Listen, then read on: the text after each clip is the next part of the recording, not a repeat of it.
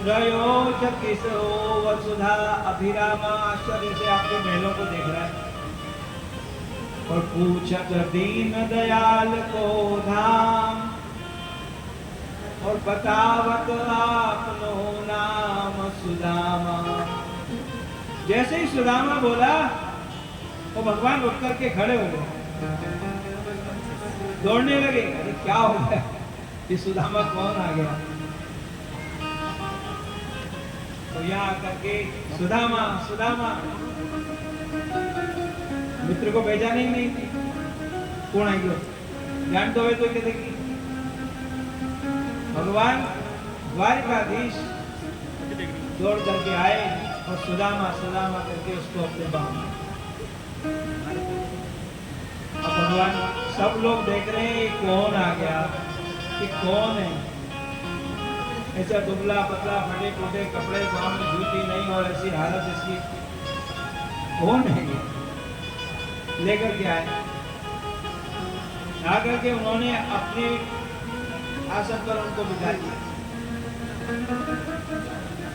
खुद नीचे बैठ गए। ब्राह्मण देवता है, खुद उनको ऊपर बिठाया, आप स्वयं नीचे बैठ गए। बड़ा तपस्वी ब्राह्मण, अयाचक वृत्ति है, कभी जिंदगी में किसी से कुछ मांगा नहीं, यही इसका व्रत था। और इसी के कारण भगवान को सब पता है, लेकिन भगवान जानते हैं, आगे बोलेगा कि भगवान ने मुझे क्यों नहीं दिया, कि कहीं ऐसा नहीं हो कि एक पैसा प्राप्त होने के बाद में पहले मंदिर जाते थे लेकिन हम टाइम नहीं है, पहले संध्या करते थे, पूजा करते थे, अब टाइम नहीं होता है तो संध्या नहीं करता, पहले माला फेरते थे, आप नहीं फेरते, इसीलिए भगवान ने मेरे को नहीं दिया। वो दिन भर भजन करता रहता आया, और भगवान ने उसके चरणों की स्थिति देखी। कहा भैया इतनी दूर से ब्राह्मण आया है, इसके पांव धोने के लिए गर्म जल ले आओ। गर्म जल मंगाया, भगवान ने उसके चरणों में हाथ लगाया तो इतना विचित्र कांटा चुभ गया, तो उस कांटे को भी नहीं निकाला, कैसे कैसे? तो भगवान ने वो कांटा भी स्वयं निकाला, और उसकी स्थिति देख करके भगवान को अपने अश्रुओं से, अश्रु बिंदु से उन्होंने उसके चरण धोए, परात को पानी हाथ छुओ नहीं। अब भगवान ने उसको अच्छे प्रकार से स्नान आदि कराया, सब अच्छे श्रृंगार कराए, अच्छे कपड़े पहनाए, भोजन कराया। वहां तो उसकी ऐसी स्थिति हो गई, यहाँ लिखा है आत्मा स्वर्गतम मैंने, स्वर्ग में आ गया भैया, क्या आनंद है। ये देवियाँ सब, कोई पंखा जल रही है, कोई चवा डुला रही है, कोई जल की झाड़ी लेकर के कर रही है, कोई भोजन के लिए सामग्री लेकर के कर रही है। तो भगवान उसके चरणों को सहला, बड़ा आनंद हो रहा। भोजन कराया, और भोजन कराने के बाद भगवान ने उसके माथे में चंदन भी लगाया। तो चंदन लगाते लगाते भगवान ने उसके ललाट में जो लिखा हुआ था उसको पढ़ लिया।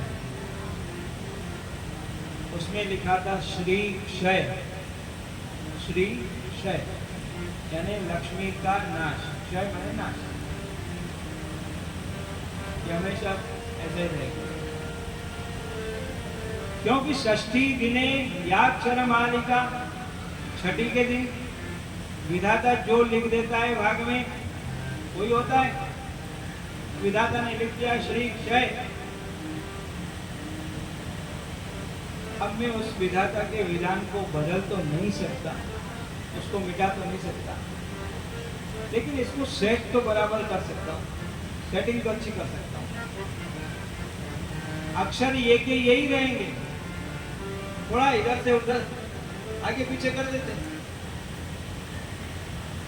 श्री क्षय था, उसमें से यह को उठा के इधर आगे रख, यक्ष श्री को पीछे, यक्ष श्री, यक्ष के समान, कुबेर के समान लक्ष्मी हो जाए। अर्थ बदल गया। इसलिए वेद पढ़ते हैं या कोई भी पढ़ते हैं ना, ऐसा शास्त्र पढ़ते हैं तो बहुत ध्यान रखना पड़ता है।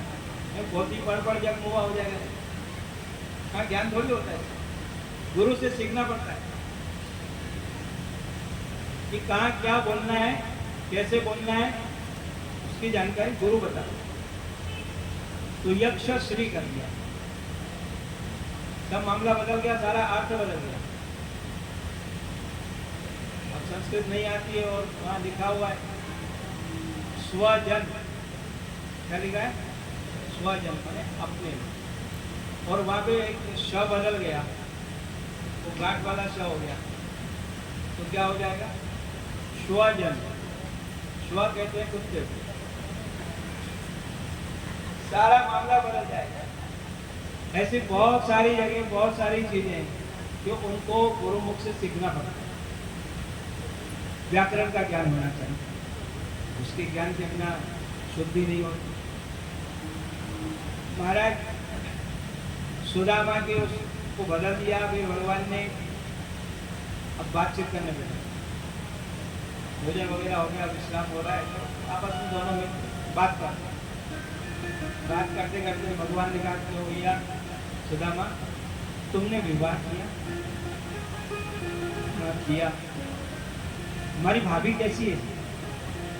अना की जैसी तो नहीं, वो जरा सा बस सबके सब खड़ी हो गई। माँ कहीं करो अपने मित्र के सामने हमारी। भगवान ने कहा एक ही तो मेरा मित्र है, और कोई मेरा है ही नहीं दुनिया में। अपनी सुख दुख की बात करो, अपनी कोई मन की बात कहो, तुमको क्या हो जाता? क्या नहीं, आप हमारी निंदा करो, कोई बुराई करो। नहीं, किसी की कोई बुराई नहीं करता। पूछा मित्र, हमारी भाभी कैसी है?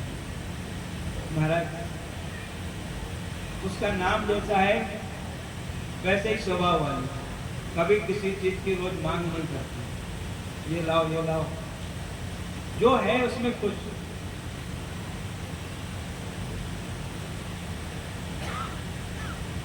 और महाराज भाभी ने कुछ मेरे लिए कहीं भेजो, इतने बड़े आदमी, और वो चितड़े में लपेटा हुआ पोहा 4 किस्म का, उसको निकालने में ही संकोच हो रहा है, दबा करके बेटा। ये रानिया देखेगा तो कहीं देगा सुदामा सुदामा कर, तो ये सुदामा की हालत ऐसी। वो बार बार ऐसे दबा रहा है, तो भगवान ने उसको जबरदस्ती खींच लिया, और ओहो बोलते ही वाह वाह वाह वाह, ये तो मेरी बहुत प्यारी चीज। मालूम पड़ गया लोग इतनी 4 किस्म के हुए हैं। भगवान ने कहा मुझे तो अपने वृंदावन की याद आ गई, वृक्ष की याद आ गई। यशोदा मैया मेरे को दही चूड़ा खिला, दही में पोहे डाल करके, बड़े स्वादिष्ट, बहुत अच्छा स्वाद होता है। और भगवान ने उसमें से एक मुट्ठी उठाया और अपना ऐसे द्वितीयाम जगदुमारे, एक मुट्ठी खाया, उसमें सारी दुनिया को भोजन कराने का उसको दे दिया। दूसरी खाने लगे तो रुक्मिणी ने हाथ पकड़ लिया, अरे महाराज क्या कर रहे हो, इतना सब कुछ दे दिया और अब दूसरा आप यदि पालोगे तो हम सबको इसके घर जाना पड़ेगा, हाँ इतना पुण्य बढ़ जाएगा।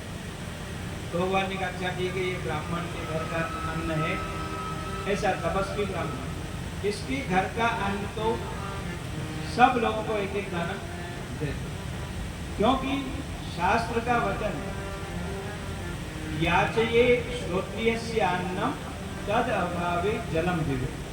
किसी श्रोत्रिय ब्राह्मण के यहाँ जाओ, तपस्वी ब्राह्मण के यहाँ जाओ तो उसके घर से मांग करके खाना। और यदि ऐसा नहीं कर सकते हो तो कम से कम पानी जरूर पीना। भगवान ने सबको बता दिया। भगवान ने तो भाग्य फिर बातचीत करते करते बचपन की याद, गुरुकुल की याद, तो वो याद है ना, अपने वहाँ पढ़े थे उज्जैन अवंतिका गुरु जी के यहाँ रहते थे।